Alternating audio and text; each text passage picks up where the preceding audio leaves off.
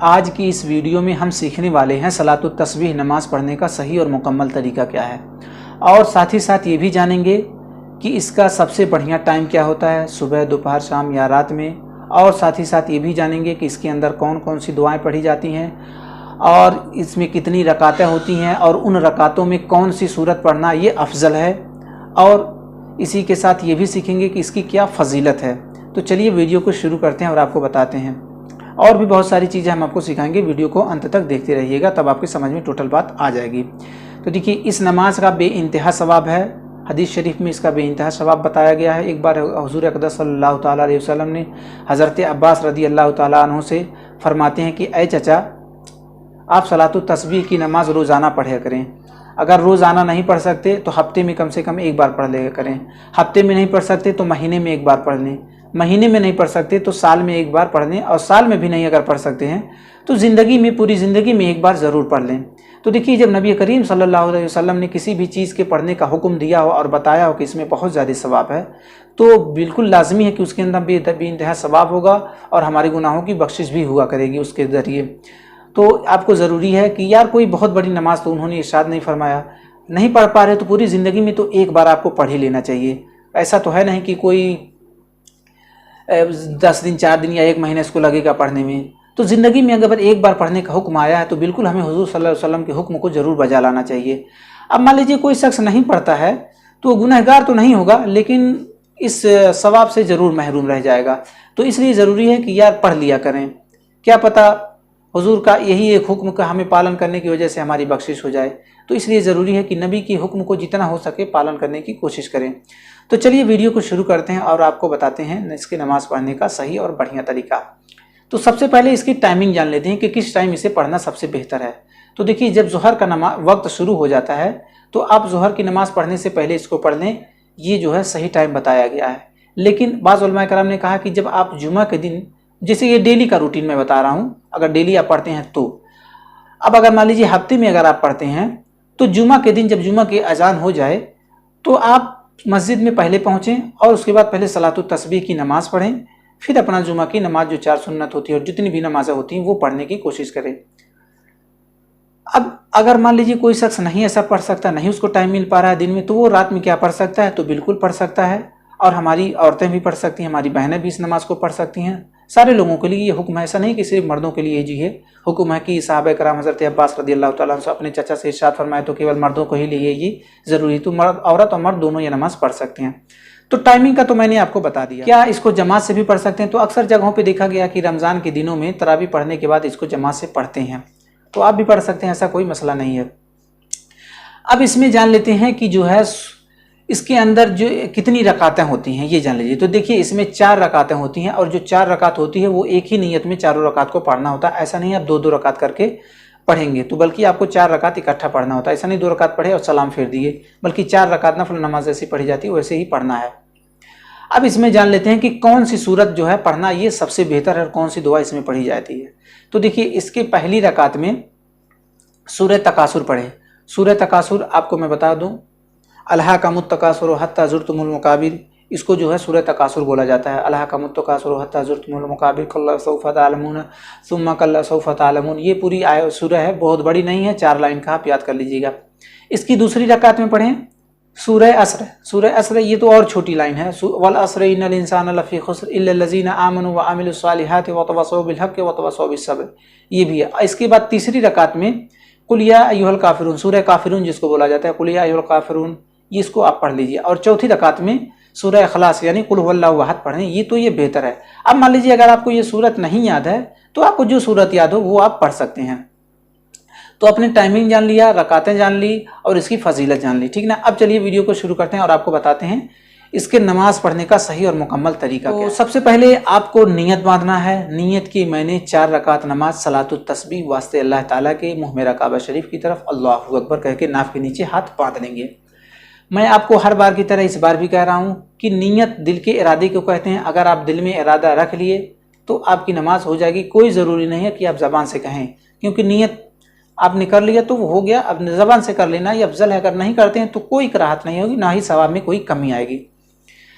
अब नियत बांधने के बाद सबसे पहले आपको सना पढ़ना है, ठीक, सना पढ़ने के बाद, सना जो नमाज में पढ़ी जाती है, नाप के नीचे आपने हाथ बांध लिया, सना पढ़ लिया। सना पढ़ने के बाद आपको एक दुआ पढ़नी है, उसको 15 मरतबा पढ़ना है। इस नमाज में टोटल 300 मरतबा उस दुआ को पढ़ी जाएगी। तो आप स्टेप बाय इसको समझ लीजिए, 300 मरतबा पूरी नमाज में पढ़ी जाएगी। तो सना पढ़ने के बाद आपको पढ़ना है कौन सी दुआ, मैं स्क्रीन पे लगा दे रहा हूँ, आप ऊपर सुन लीजिए। सुभान अल्लाह वल्हम्दुलिल्लाह वला इलाहा इल्लल्लाह वल्लाहु अकबर। इसको 15 मरतबा पढ़ने के बाद अब आप सूरह फातिहा पढ़ेंगे। सूरह फातिहा पढ़ने के बाद कोई भी सूरत मिलाएंगे, जो मैंने आपको बताई, अगर वो आपको याद है तो वो आप पढ़ लीजिए, अगर वो नहीं याद है तो आप कोई भी सूरत मिला सकते हैं। फिर सूरत मिलाने के बाद आपको 10 मरतबा फिर इस तस्बीह को पढ़ना है जो ऊपर मैंने भी जिक्र किया। तो आपने कितना पढ़ लिया, नियत बात, सना पढ़ने के बाद आपने 15 मरतबा पढ़ा, फिर सूरत मिलाने के बाद आपको 10 मरतबा पढ़ना है। फिर रुकू में जाएंगे अल्लाहू अकबर कहते हुए, जैसे बाकी नमाजों में जाते हैं सीधे वैसे ही रुकू में भी जाएंगे। अब इस आगे मैं बताता रहूँगा, ठीक है ना। ऐसा नहीं कि हर बार बाकी नमाजों में ये अलग होता है। तो जैसे बाकी नमाजों में अल्लाहू अकबर कह के रुकू सजदा करते हैं, सेम उसी तरीके से करना है, बस ये तस्बीहात इसमें बढ़ जाती है, ठीक है ना। तो अगेन बता देता हूँ मैं आपको, नियत सना पढ़ने के बाद आपको 15 मरतबा आपने पढ़ा, ठीक। फिर उसके बाद सूरह फातिहा और कोई सूरत मिलाएंगे, फिर सूरत मिलाने के बाद फिर 10 मरतबा आप पढ़ेंगे। फिर उसके बाद जब रुकू में जाएंगे, सुभान रब्बियल अज़ीम पढ़ने के 3 मरतबा पढ़ने के बाद फिर आपको 10 मरतबा ये तस्बीह पढ़ना है। अब तस्बीह पढ़ने के बाद फिर सीधे रुकू से खड़े होंगे, अब फिर सीधे रुकू से खड़े होने के बाद फिर 10 मरतबा आपको पढ़ना है इस दुआ को जो मैंने स्क्रीन पे लगा रखा है। फिर इसके बाद सजदे में जाएंगे, ठीक ना। फिर वहाँ पे सुभान रब्बियल आला पढ़ने के बाद 10 मरतबा इसको पढ़ेंगे। फिर सजदे से उठेंगे तो उसमें भी आपको 10 मरतबा पढ़ना। ऐसा नहीं कि पहले सजदे से उठे और फिर दूसरे सजदे में चले जाना, ऐसा नहीं। सजदे से उठेंगे तो 10 मरतबा आपको इस दुआ को पढ़ना जो मैं स्क्रीन पे लगा दे रहा हूँ, इसी दुआ को, ठीक ना। फिर सजदे से जब उठेंगे तो इस दुआ को पढ़ेंगे। फिर दोबारा जब दूसरा सजदा करेंगे तो उसमें भी उसी दुआ को पढ़ना है। तो देखिए अब अपने काउंटर में आसानी हो गई होगी। मैं आपको अगेन बता देता हूँ, क्योंकि पहली ही रकात को समझना थोड़ा कठिन है, तो इसलिए ज़रूरी है पहली रकात को आप समझें, बाकी रकातों को आप खुद ब खुद समझ जाएंगे। पहली रकात में अब क्या किए, नियत बांधने के बाद सना पढ़े, सना पढ़ने के बाद 15 मरतबा सुभान अल्लाह वल्हम्दुलिल्लाह वला इलाहा इल्लल्लाह वल्लाहु अकबर, इस दुआ को पढ़ लिए आप। इसके बाद सूरह फातिहा पढ़ेंगे, कोई सूरत मिलाएंगे। सूरत मिलाने के बाद अब आपको फिर 10 मरतबा पढ़ना है, ठीक ना। 10 मरतबा पढ़ने के बाद फिर अल्लाहु अकबर कहते हुए रुकू करेंगे। रुकू में सुभान रब्बियल अज़ीम 3 मरतबा पढ़ने के बाद फिर 10 मरतबा इस सूरत को पढ़ना है। इस सूरत को 10 मरतबा पढ़ने के बाद आप खड़े हो जाएंगे। खड़े होने के बाद अल्लाहु अकबर कहते हुए खड़े हो जाएंगे। फिर ऐसा नहीं कि सीधा फिर रुकू करेंगे, अरे फिर सजदे में जाएंगे। फिर आपको 10 बार ये तस्बीह पढ़नी है। फिर ये 10 बार तस्बीह पढ़ने के बाद अल्लाहु अकबर कहते हुए सजदे में जाएंगे। सजदे में सुभान रब्बियल आला 3 मरतबा पढ़ने के बाद फिर 10 मरतबा इस तस्बीह को पढ़ना है, ठीक ना। फिर उसके बाद सजदे से उठेंगे और फिर दोबारा दूसरा सजदा नहीं करेंगे, फिर इस तस्बीह को 10 मरतबा पढ़ेंगे, ठीक ना।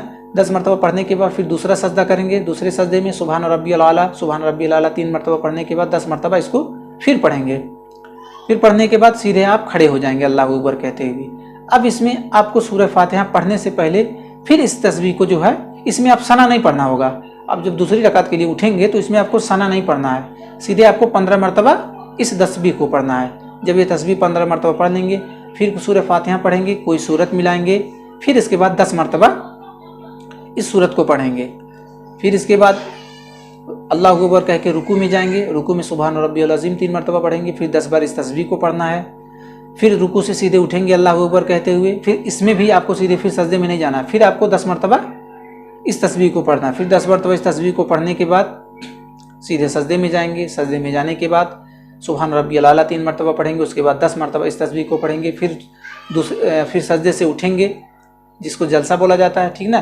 तो फिर उसमें 10 मरतबा पढ़ेंगे। फिर इस 10 मरतबा तस्बीह पढ़ने के बाद फिर दूसरा सजदा करेंगे। फिर दूसरे सजदे में सुभान रब्बियल आला 3 मरतबा पढ़ने के बाद फिर इस तस्बीह को आपको 10 मरतबा पढ़ना है। अब इसको भी 10 मरतबा पढ़ने के बाद आपको कायदे में बैठ जाना है, क्योंकि 4 रकात की नमाज है।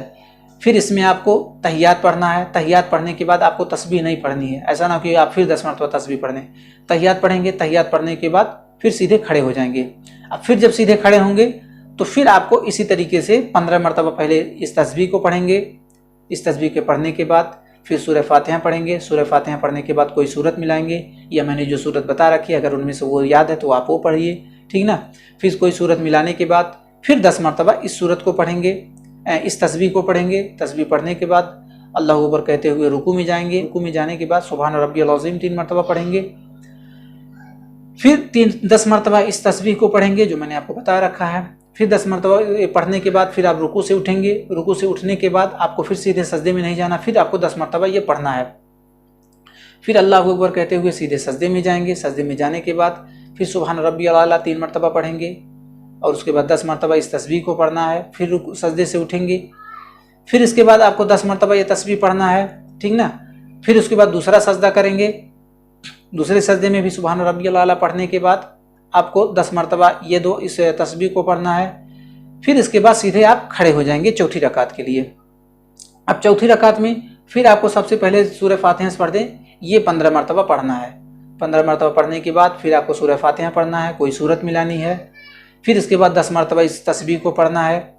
फिर इसके बाद अल्लाह अकबर कह के हुए रुकू करेंगे।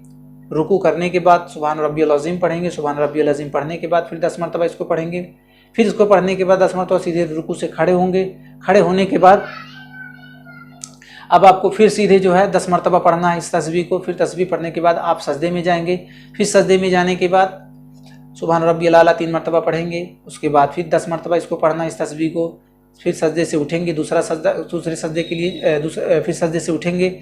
सजदे से उठने के बाद आपको फिर 10 मरतबा ऐसा पढ़ना है। ऐसा नहीं कि सजदे से उठे फिर दूसरा सजदा कर लिए, ठीक ना। 10 सजदे से उठेंगे तो 10 मरतबा इसको पढ़ेंगे। अब 10 मरतबा पढ़ने के बाद फिर दूसरा सजदा करेंगे। फिर उस दूसरे सजदे में सुभान रब्बियल आला 3 मरतबा पढ़ने के बाद फिर 10 मरतबा इसको पढ़ना है। अब इसको 10 मरतबा पढ़ने के बाद आप फिर तशहुद के लिए बैठ जाएंगे, यानी कायदा अखीरा में बैठ जाएंगे। अब इसमें अपना तहियात और दुरूद इब्राहिमी और दुआ मासूरा पढ़ के अपनी नमाज को मुकम्मल करेंगे। तो ये है इसका तरीका। तो इसमें टोटल आप काउंट करेंगे तो 300 मरतबा इस तस्बीह को पढ़ी जाती है। तो जैसे पहली रकात में मैंने आपको बताया सेम वही डिज़ाइन, बस खाली दूसरी रकात में सना नहीं पढ़ना रहता है, बाकी सेम डिज़ाइन वही रहती है, सेम तरीका वही रहता है। तो आशा करता हूँ ये जानकारी आपको समझ में आ गई होगी। तो अगर समझ में आई है तो वीडियो को लाइक करके दूसरों के पास शेयर ज़रूर करते हैं, क्योंकि बहुत बड़ी फजीलत है इस नमाज की। ज़िंदगी में एक बार ज़रूर इस दुआ को इस नमाज को पढ़ें। अगर आप तहज्जुद की नमाज के बारे में जानना चाह रहे हैं कि तहज्जुद की नमाज कैसे पढ़ी जाती है, तो मैंने यहाँ पे वीडियो दे रखा है, आप वहाँ जा करके देख सकते हैं, या फिर मैंने वीडियो के डिस्क्रिप्शन में लिंक दे रखा है, आप वहाँ जा करके वो वीडियो देख सकते हैं।